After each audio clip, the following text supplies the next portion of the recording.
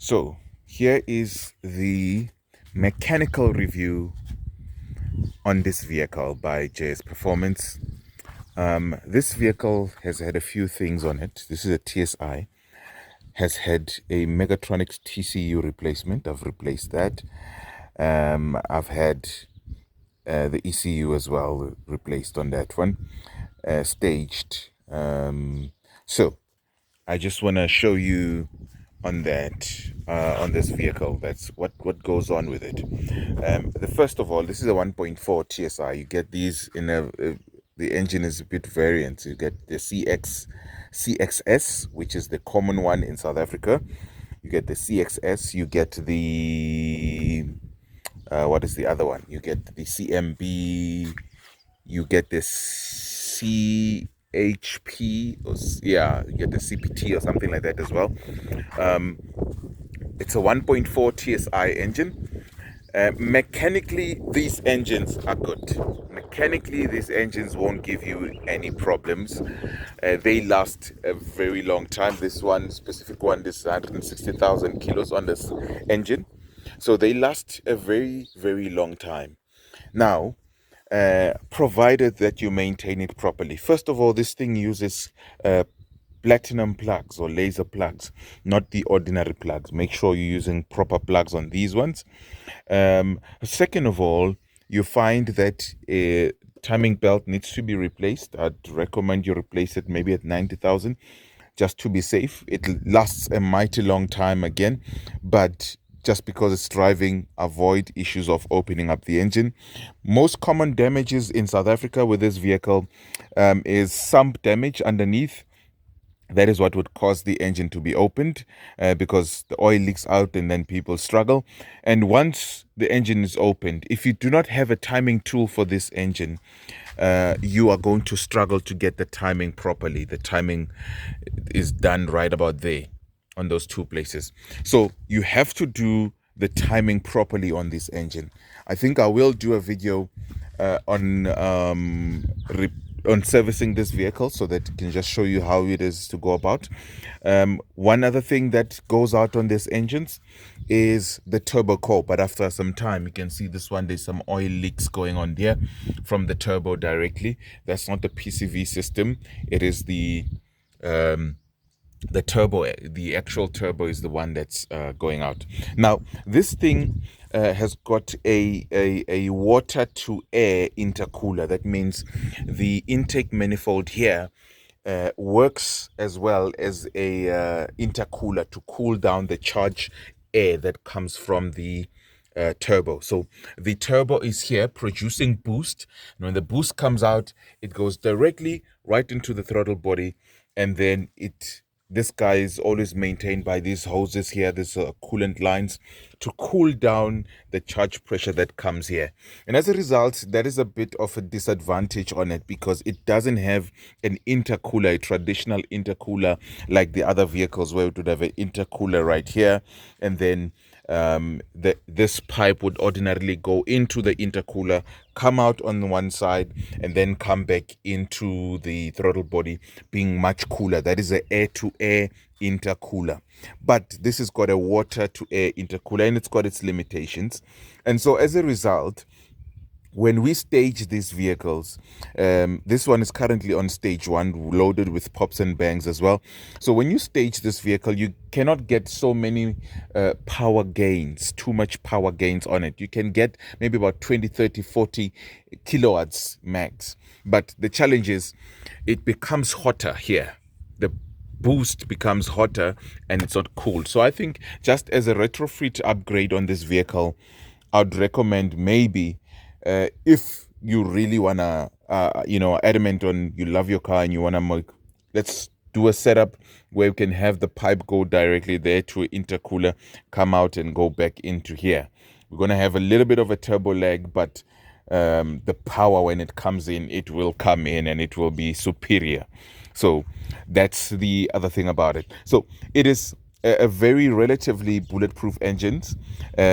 You just need to service it properly. Synthetic oil, 5W40. If your kilos are higher, 150 plus, use 10W40. That's fine. You can get okay. The other thing that fails on these engines is your water temperature sensors at the back there. So the water temperature sensor or the coolant temperature sensor, it's right this side underneath here. It fails. It fails, guys. It fails properly. And when it dies, it fails in separate in many ways. One of the ways, it causes a short circuit that damages the throttle body. Another way that damages, I mean, basically a few components on here. Your fuel pressure sensor as well. It can do that. But itself, one of the ways that it fails, it causes that short circuit because it's now bringing in water inside itself. The other thing, it will break off and really start leaking, and then you lose coolant down there at the back of there. You start losing coolant, and then it will overheat. I've seen that commonly a lot on those engines, on these engines. So it will do that. But otherwise, keeping it, this is 150,000 kilometers. It's never been opened. Beautiful, powerful. Right now, we've staged it to stage one. It's got better fuel economy, a little bit more boost. It's pushing more boost. It's losing traction even when it's boosting. So it's a relatively good car to have. Fuel economy wise, it's good. Performance wise and reliability, these guys are still the guys to go for. I'd prefer this guy over the CAX. Look, we don't have really much of an issue with the CAX. It's got its own issues. I'll do a separate video on the CAX. I'm actually rebuilding one, not to CAX. Most of the challenges are the wastegate issues that we have there on the CAX. Oh, this one as well. The wastegate can be damaged by the water temperature sensor. Somehow in the wiring diagram, it does get to that. But this one, we don't have many issues on it. So it's a reliable car to have. You can, as long as you service it, even if sometimes many people skip service, and it's very forgiving. It is really, really, really very forgiving, unlike other vehicles. So it's been decatted, this one. It's been decatted, so there's no catalytic converter going on there. So it's fine. One other thing about the catalytic converter on these vehicles is that if you drive short distances, like any other car with a catalytic converter, it is going to block up. It is going to clog up, and it needs long drives to clean out the catalytic converter properly. So that's just something to mind there. Water pumps, they fail a lot. Oh yes, the water pumps on here. But most of the time, the failure with the water pump, at times it's driven by not using coolant, because this guy should be using coolant, like that guy is using coolant. So when you use water, there is a wash plug on the water pump that starts leaking. This is your water pump right here. This whole housing area here, it's your water pump, and it's driven by a belt of the exhaust camshaft right here. There's a belt under this cover that's driving the water pump here. And so it will start leaking. Not necessarily that it doesn't know how to pump, but it just leaks. And when it leaks, that's where you just need to replace it. Branding is very important when replacing it as well, because the other ones are very, very quick to leak again there. That wash plug, because it's got a wash plug on it that's eaten by the water mostly, but they do give up the ghost at that point.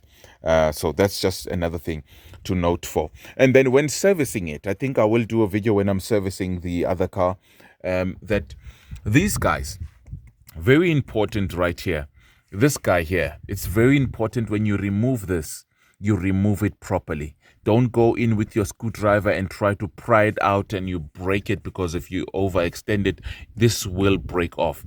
Most commonly, you find guys breaking it off here or breaking off here. Even dealer cars, I've seen the ones that are broken off this thing.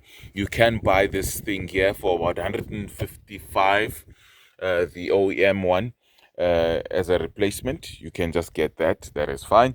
But timing on this thing must be done properly. I've had one that was stripped the engine and they rebuilt it, but they couldn't get the timing right. And so we had to do timing on it. So they're very reliable cars. in terms of engine.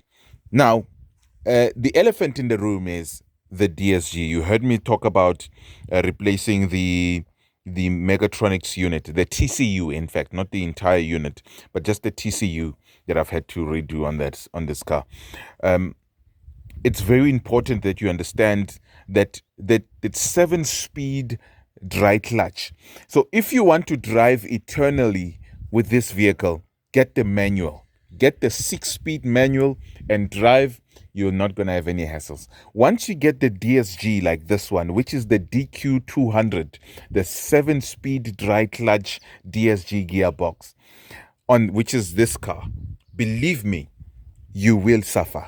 You will suffer inevitably. Sooner or later, you will suffer.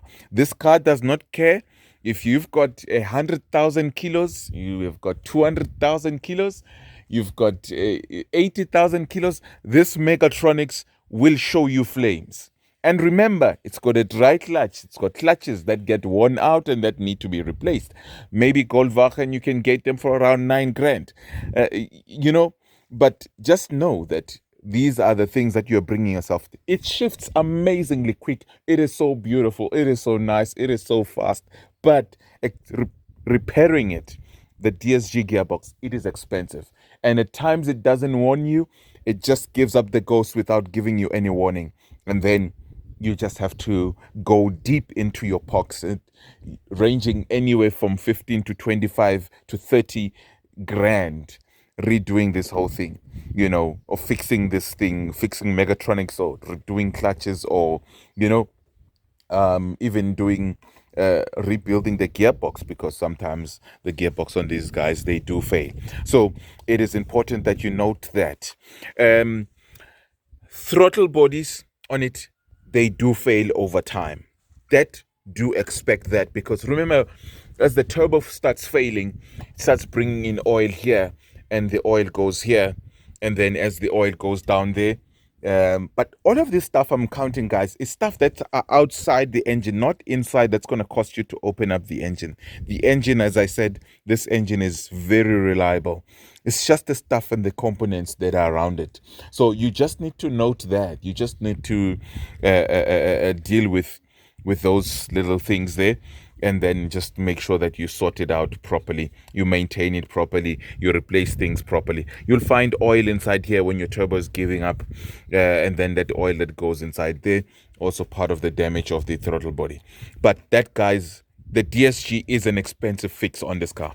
That's a secret. Thank you for staying this long on the video. The DSG, if you don't have the money for it, if you want to drive forever, just buy the manual. You're going to be changing your clutch when it's worn out, whenever, which will be long time. But on the DSGs, you will do that. Unless you're going on the DQ250, which is on the GTIs or the diesel versions of this car. That DSG is good. That is a reliable, bulletproof DSG, the DQ250. That is it's more reliable than this guy, because the clutches are running inside oil and stuff like that. So it's got, it's oil driven, it's coolant, it's cooled with your engine and stuff like that. But there, you're more likely to have issues with the engine, especially on the CCZs. CCZs are on the Golf 6s, but on these guys, you get the CHH. Okay, CHH, very reliable engine if it's maintained properly. But chances are, if you buy it used, you will find it abused. You will find it abused. So that's the thing about these vehicles. So, and as you can see, I just want to show you the back of the vehicle. This is the back. We've got our JS Performance sticker there. You know, guys, that we put that on once it is staged. So it's staged. So it looks good. Yeah, thank you so much for watching.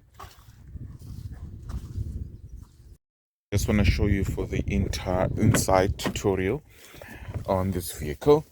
Okay, so here we are on the Golf 7 TSI. Very nice interior. The radio has been upgraded. DSG, as I mentioned, outside. Very, very nice vehicle on this thingy. Here, it's got parking sensors, retrofitted parking sensors. It's got a reverse camera retrofitted there as well. But let me start it up. so that you can see. Awesome. Like, it starts up beautifully. It's been sorted. It's ready to go to the owner now. It's staged. It is amazing. It is awesome. It drives amazingly well. We've programmed, reflashed the ECU, as I mentioned, because with the ECU that we got, it was not the exact software, and so I need to use Odyssey Engineering to just make sure that I take it back to the original software and then program it into the vehicle, adapt the parking brake, adapt a few of the things, and just make sure that it drives well. I mean, it goes well. So everything on it works 100%. You can see that even when I rev it here, usually, guys, when you rev it and it stands still, it will give you a stop roundabout somewhere at 4.5, somewhere there. Here, no, 3.5 here, just before 4. It will cut out there. This one doesn't do that, because when I rev it, you can see that it goes out, and so it's got pops and bangs there. I don't know if you can hear the pops and bangs there. You can hear the bubbles going. You can hear that, eh?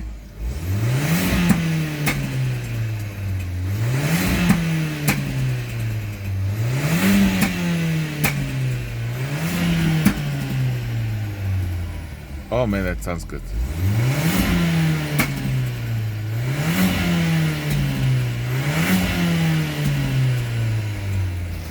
Yeah. So he's been staged. He's good. He's pushing. He's ready to chop the road. Stage 1, pushing some nice power and nice torque figures there. Yeah. So it's ready to go home. So maintain it properly, keep it up to date, and as I've said there, thank you guys so much for watching. Please do. I'm gonna do just one video. Please do subscribe to our channel for more content like this. To just give you, we will be launching the next video from this one. You will see that it will be the service vehicle. It will be on a different car, the Polo R, but same engine. That's one is a 3-cylinder, but you'll see exactly how everything goes. It's exactly the same way. Let me just do a exhaust system thingamajig, just show you guys how it is on the exhaust, how it sounds like, and what happens there.